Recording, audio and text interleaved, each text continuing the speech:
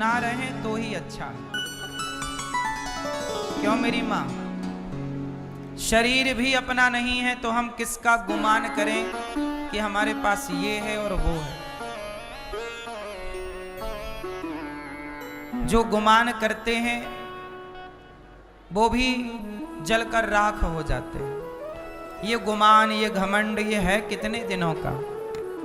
आपकी और हमारी उम्र अधिक से अधिक 100 साल की है।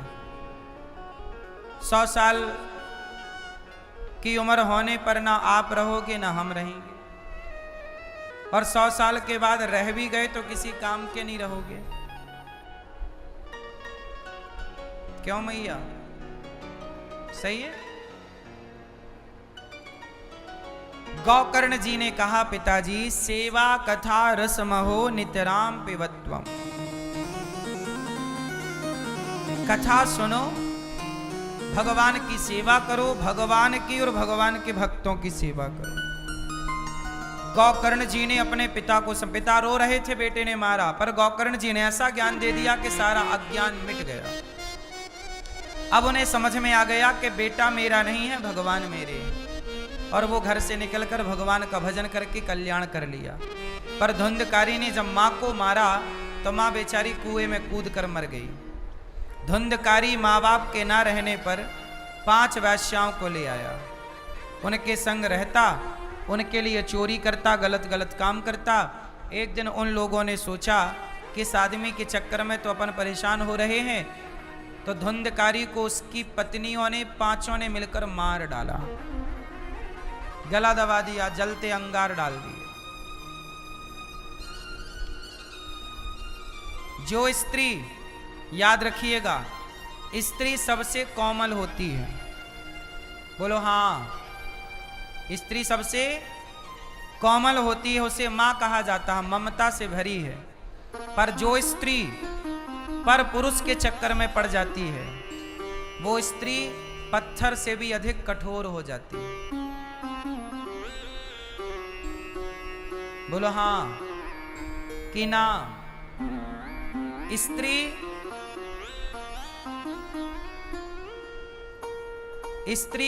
रुई से भी ज्यादा नरम है, पर वही स्त्री कुसंग में पड़ जाए और पराये पुरुष के चक्कर में पड़ जाए तो वह पत्थर से भी कठोर हो जाती है। उदाहरण देखना है तो अभी वो राजा की घटना याद होगी आपको। इंदौर में पति को घुमाने ले गई, पति का मर्डर कर दिया, खुद भी थी उसमें इन्वॉल्व, और सोनम नाम की लड़की, उसने पराये पुरुष के चक्कर में ही तो अपने पति को मारा। अब मैं आप लोगों से कहूं कि आपको किसी का मर्डर करना है तो यहां बैठी कोई भी स्त्री किसी का मर्डर कर सकती है? आप में इतनी हिम्मत है कि आप किसी का गर्दन गला काट दो? बोलो। जिस देश में, जिस संस्कृति में चींटी को मारना भी पाप होता हो, हमसे तो चींटी भी नहीं मरती। हाथ कांपने लगते, क्यों मारें बेवजह चींटी को? भैया क्यों मारें? हाँ या ना? हम चींटी को मारने से डरते हैं, डर लगता है कि ईश्वर पूछेगा, क्यों भाई वो चींटी क्या तेरा खजाना लूट रही थी जो तूने उसे मार डाला? पूछेगा ना सवाल ईश्वर ये हमसे। क्या बिगाड़ा उस चींटी ने हमारा जो हमने उसे मार दिया? लेकिन सोचिए, जिस सनातन धर्म में चींटी को मारना पाप है, वहां आज इंसान इतना निर्दयी हो गया, निष्ठुर हो गया कि पति को मारने में भी जरा नहीं सोचा। या कुछ पुरुष भी पत्नियों को मार देते हैं, तो आपने इंसान को, पत्नी को मारने में तनिक नहीं सोचा। क्यों इतने क्रूर हो गए? क्यों इतने निर्दयी हो गए? क्योंकि पराये पुरुष से चक्कर था। चमड़ी की भूख मिटानी थी। हाँ या ना? इस चक्कर में आपने मार दिया। इसका मतलब यह हुआ कि धुंधकारी की पत्नियों ने भी धुंधकारी को मार दिया, क्योंकि वो धुंधकारी के पास पैसे के लोभ में आई थी। वो ना जाने कितने पुरुषों के पास रह चुकी। वो स्त्रियां बहुत खतरनाक होती हैं। वो स्त्रियां कुछ स्त्रियां बहुत खतरनाक हैं, जिनका पर पुरुष से संपर्क है, पराये पुरुष से टच में है। ऐसी स्त्रियां कुछ भी कर सकती हैं। हाँ या ना? वो अपने पति को मरवा दें। केवल पति ही नहीं मेरी मां, कुछ केस तो आपने सुने ही नहीं। कुछ स्त्रियां ऐसी भी हैं जो पराये पुरुष के चक्कर में, उनका बेटा था तो बेटा है अब कहां लेके जाए, तो बेटे को ही रास्ते से हटा दिया।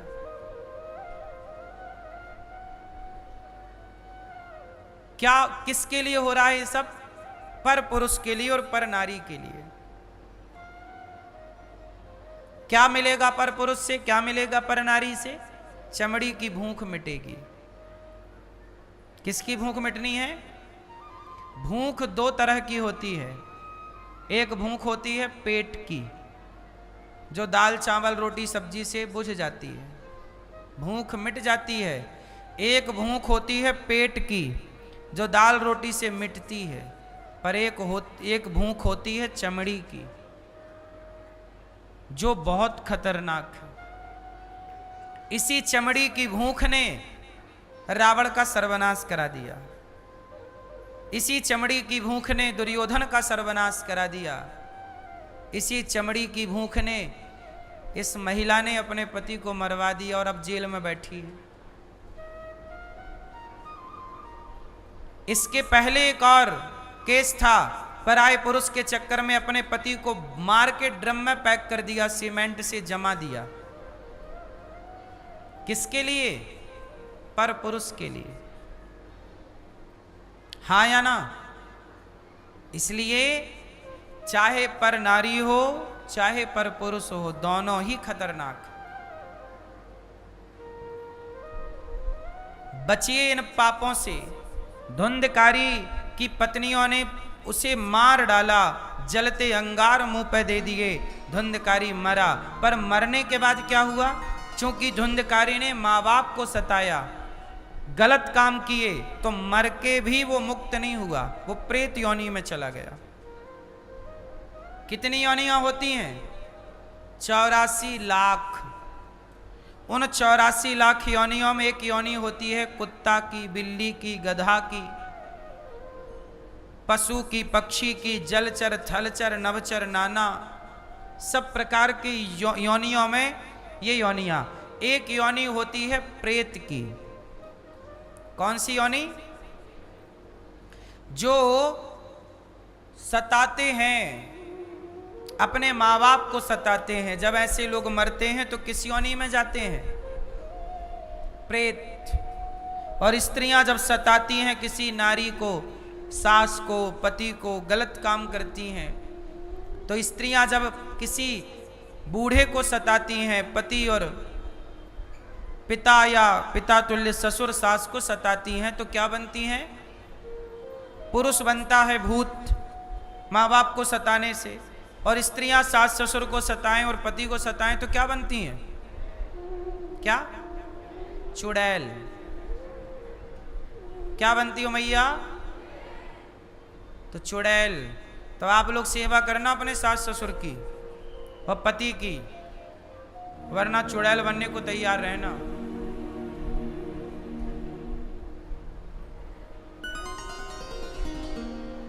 तो प्रेत योनि है।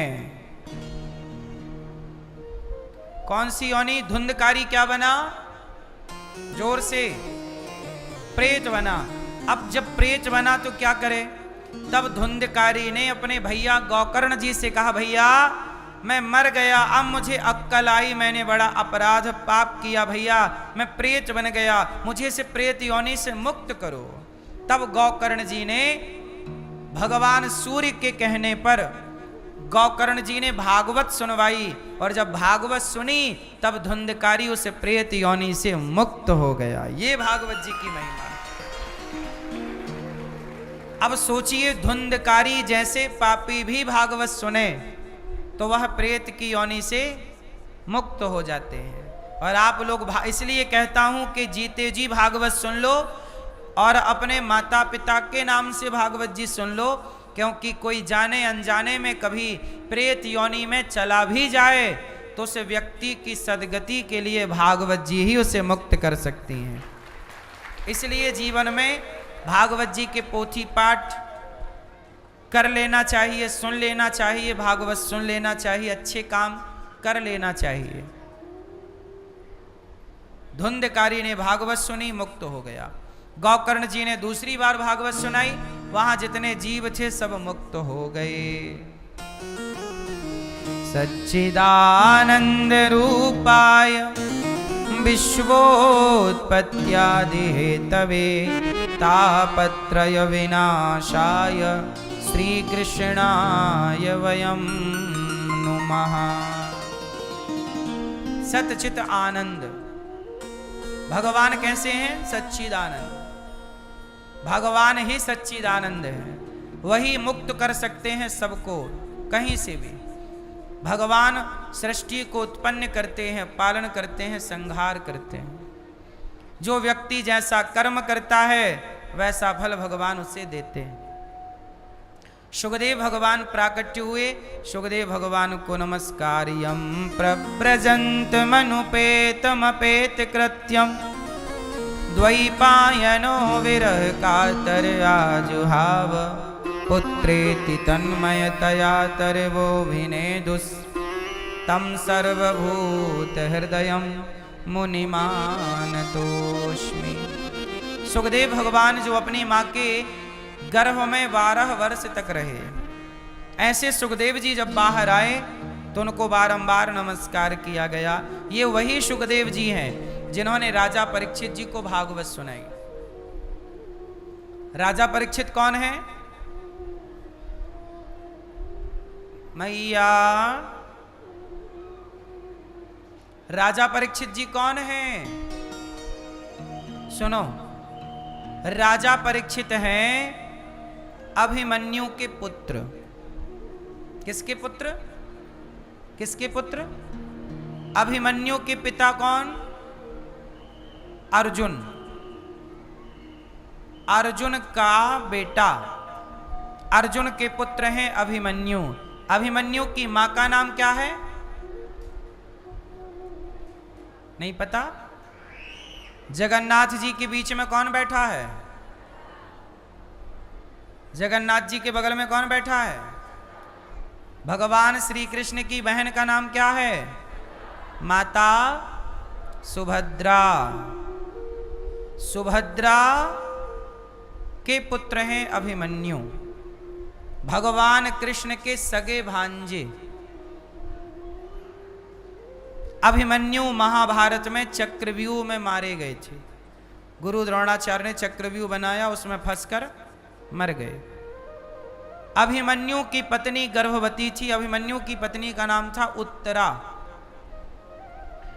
उत्तरा गर्भवती थी। अभिमन्यु तो मारे गए, पर उत्तरा के गर्भ को नष्ट करने के लिए अश्वत्थामा ने ब्रह्मास्त्र चलाया। तब भगवान ने उत्तरा के गर्भ की रक्षा की और उत्तरा के गर्भ से जो बालक हुआ वही बने परीक्षित। परीक्षित जी पांडव लोग जब चले गए स्वर्गारोहण के लिए तो पांडवों की गद्दी किसने संभाली? भाई महाभारत जीत गए पांडव तो धर्मराज युधिष्ठिर बने राजा, पर पांडवों का कोई पुत्र बचा नहीं। पांडवों का केवल एक ही वंशज बचा, अभिमन्यु का बेटा परीक्षित। तो पांचों पांडव ने परीक्षित को राजा बनाया, क्योंकि उत्तराधिकारी अब वही है, कोई और बचे ही नहीं। तो परीक्षित जी बन गए राजा और पांचों पांडव स्वर्गारोहण के लिए चले गए। स्वर्गारोहण के लिए मतलब अपनी लीला पूरी करके परम धाम चले गए, जहां सबका शरीर रास्ते में गल गया, पर एक धर्मराज युधिष्ठिर जी थे जो शरीर के सहित स्वर्ग पहुंचे। सबका शरीर रास्ते में गल गया। क्यों गला उसकी भी कथा है, उसके भी श्राप थे, बातें थी।